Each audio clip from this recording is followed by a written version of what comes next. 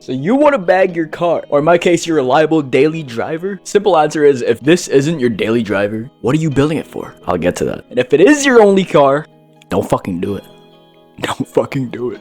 Don't fucking do it. Don't. This is my bagged 2000 Subaru Legacy GTB E-Tune, and today I'll be sharing the shenanigans, sharing the shenanigans, opinions, and overall experience I've had with my bags in only 3 months.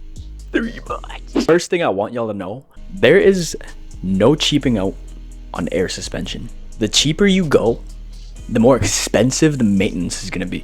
So please buy quality and preferably brand new parts. Here's the price breakdown of my setup. I paid a $12.50 for all 4 struts and all the management stuff, including the air tank, the compressor, and everything. Forgot to add this, but these struts ended up not even being the right struts for my car. So a slight fuck you to the guy that sold me this, but it worked, so whatever. I paid $19.75 for shop labor, which would have been $0 with a few boys in a shop. That was the original plan, except nobody has ever done air suspension and other things came up. But anyways, I went to a shop and took the safe route. Paid $140 for alignment. Then I had to get a new tank. That was $140 plus $60 on the other hardware I bought with it, and $75 on a new controller. I'll get to these. But please, if you're gonna bag your car, buy quality parts. Buy Airlift 3P, buy Airlift 3H if you have money. I'm running a Vera Elite 2, the Vire compressor and a Vire tank. Again, I also bought these parts used, so I guess you get what you pay for, but yeah. Number 2 is the winter time. God bless the fucking winter time. That was a fucking joke. I got my car bagged in August. At the time of this recording, I'm in November and we just had our first snowfall. Everyone warned me bags would be a hassle in the winter, but honestly, I was so stubborn. But my car was doing so well in the fall, I just kind of laughed it off and just... The first day, it went under -10 degrees. One of my bags wasn't working. Yep. My front left, my front right, and my back left went up.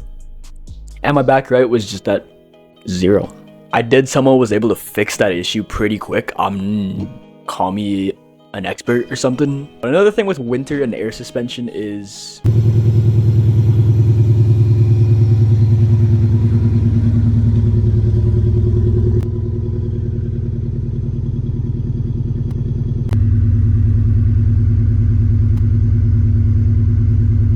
Number 3, what has gone wrong in the last 3 months? To start, the shop didn't really do the best job with installing my shit. Some of the lines were zip tied to a brake line. It was ran really close to the drive shaft. It went over an exhaust heat shield. The whole thing was a fucking mess, I can't lie, but you get what you pay for. Again, looked at many shops, and if you're gonna fucking take your shit to a shop, expect 2 to 3 grand if you want a nice installation. Whatever. A month and a half in, I went to drain my tank for the first time since I bought the whole setup in January of 2024. 2024 music.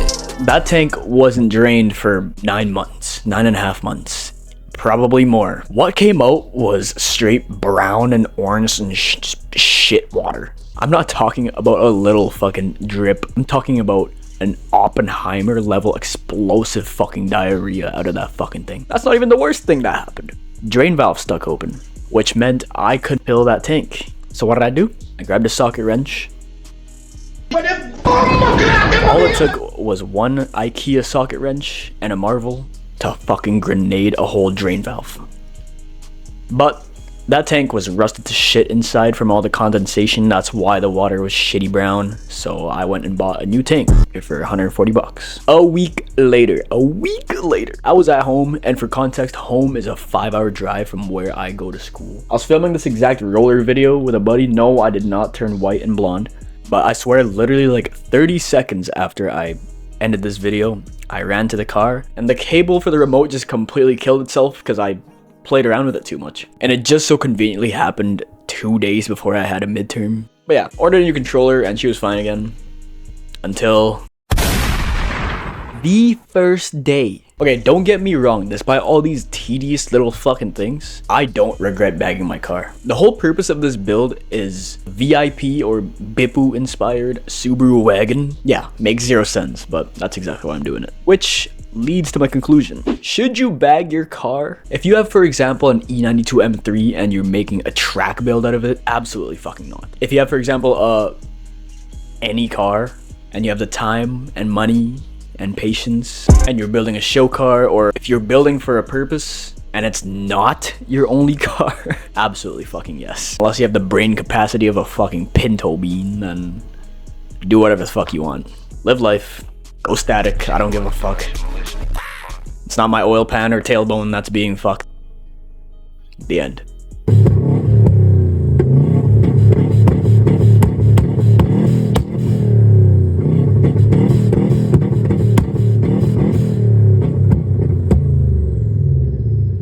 One more time.